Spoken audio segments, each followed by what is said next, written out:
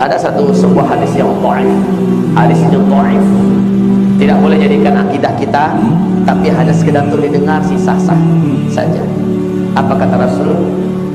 Bahwa Al-Mahdi dibaiat nanti di bulan Muharram.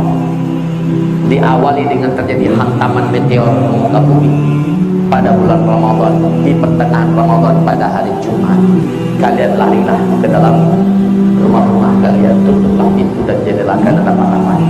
Masuklah ke dalam kamar, sujudlah kalian baca subhanallah, subhanallah.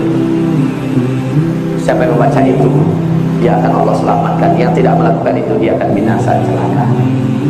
Maka qadarullah bertepatan 1441 besok ini, pas hari Jumatnya tanggal 15 Ramadan, hari Jumatnya 1441 besok. Apakah ini Allah Alam? Tapi hadis ini dhaif.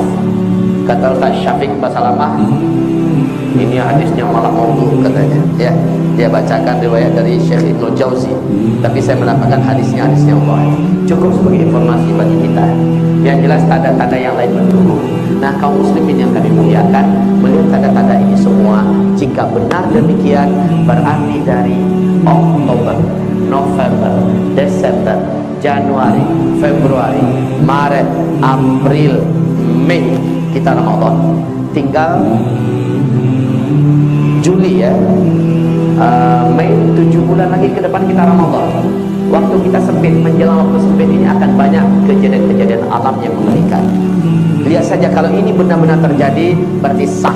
Jika belum terjadi, kita berlapang dada, kita senang dan bangga, kita sujud syukur, dan kita diberi oleh Allah kelapangan dan kesempatan lagi ke depan. Jika terjadi, jika tidak, bersyukur kita sama-sama. Jika terjadi, harusnya setelah saya sampaikan, bapak-bapak, ibu-ibu melakukan persiapan. Sebab apa? Sebab akan banyak bencana-bencana alam yang mengerikan yang akan terjadi. Baik Indonesia, baik Asia Tenggara, baik Asia Tengah, baik Arab, Afrika, Amerika, Eropa, negara-negara di dunia akan menyaksikan banyaknya kejadian besar yang akan menimpa bumi ini. Ditambah dengan banyaknya pertikaian, pertumpahan darah, wa kathural haraj, wa kathural haraj, wa kathural haraj. Jadi kuncinya saya kasih tahu, yang pertama, kalau ini belum terjadi maka belum. Yang pertama, meninggal dulu salah seorang di antara manusia yang paling dicintai orang beriman, dan kematiannya marah orang beriman satu bumi. Itu kunci yang pertama. Yang kedua, ada bintang berekor mengelilingi bumi selama 3 sampai 7 hari, di mana seluruh orang beriman seluruh manusia menyaksikan kejadian itu. Jadi bintang berekor ini Pak, nggak pakai alat pun kita bisa melihatnya nanti. Nggak pakai alat, dengan mata telanjang. Bintang berekor ini mengelilingi bumi antara 3 sampai 7 hari. Kalau terjadi pada masa kita sampai Ramadan besok, berarti bersiap-siaplah kalian, kata Rasulullah. Persiapkan makanan yang dapat bertahan selama 1 tahun, dan selamatkanlah diri kalian dan keluarga kalian. Saat itu saya anjurkan, larilah meninggalkan kota dan pinggir-pinggir pantai. Jauhkanlah diri dari gunung-gunung meletus, dan berikanlah diri kita di tempat-tempat yang tersedia sumber mata airnya banyak, tanahnya subur untuk bercocok tanam, dan kapling-kaplingan tanahnya sudah milik kita. Bangunlah rumah-rumah sederhana untuk tempat bertahan kita dari masa-masa fitnah, masa-masa chaos. Hal itu sudah disaksikan, tapi saya anjurkan sih dari sekarang Pak, dari sekarang, jangan nanti udah terjadi baru nampak.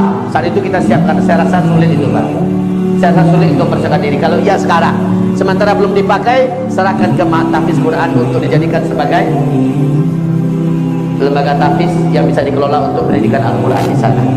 Tapi setelah terjadi, kita semua sudah punya tempat di mana kita lari dari tepi pantai, dari kota-kota besar, dari tempat gunung-gunung meletus. Ini kota besar loh ya. Jabodetabek secara merata adalah kota-kota besar. Saran saya, dari sekarang sudah bikinlah tempat di puncak-puncak bukit yang punya sumber mata air. Bukit itu jauh dari kota, jauh dari gunung berapi, dan punya sumber-sumber kehidupan. Ini yang saya sarankan Pak.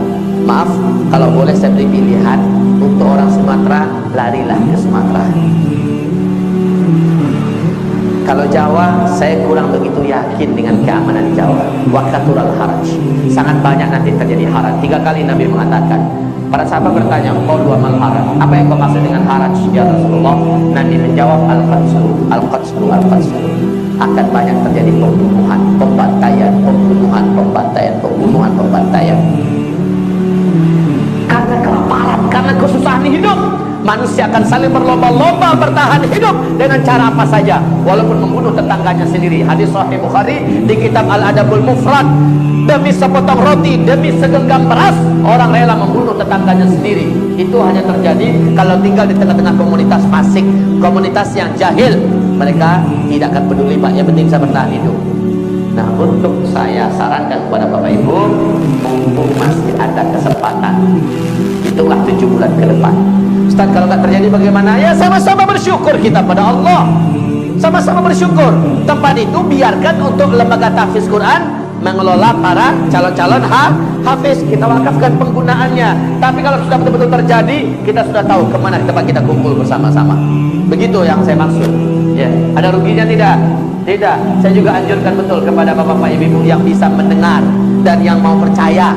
Siapa yang punya duit sekarang ini, kalau bisa segera jadikan tabungannya berbentuk emas. Jadikan tabungannya berbentuk emas. Simpan. Silent, diam-diam. Cukup suami istri yang tahu. Jangan habis belanja emas, foto pula emas tuh. Sebarkan di grup. Kajian Usma tadi saya sudah mulai beli emas. Disatroni maling, Pak. Diam-diam saja. Ada duit sedikit beli emas, ada duit sedikit beli emas, ada duit sedikit beli emas. Kenapa demikian? Nabi kita benar-benar menekankan nanti di akhir zaman kalian semua akan kembali menggunakan emas dan perak sebagai mata uang kalian. Emas dan perak. Saat itu uang-uang kertas kalian akan berserakan di pinggir jalan, menjadi kertas-kertas yang tidak berguna dan tak berharga, dipermainkan oleh anak-anak kecil kalian seperti daun-daun menguning yang berguguran dari batang pohon. Akan kembali kepada emas. Bill Gates telah menyebutkan kepada kita bahwa bersiap-siaplah menuju kepada kehancuran ekonomi global yang menjadikan uang tidak lagi ada nilainya. Negara manapun akan merasakan dampak yang sangat mengerikan akibat kehancuran ekonomi global ini. Krisis moneter paling marah banyak dunia. Dan negara yang mampu bertahan adalah negara yang punya stok emas. Makanya jangan heran kalau tahun ini warga Tiongkok di Tiongkok sana sudah berlomba-lomba membeli emas. Warga Hong Kong sudah menarik tabung-tabungan mereka di bank-bank yang ada dan mereka membeli emas.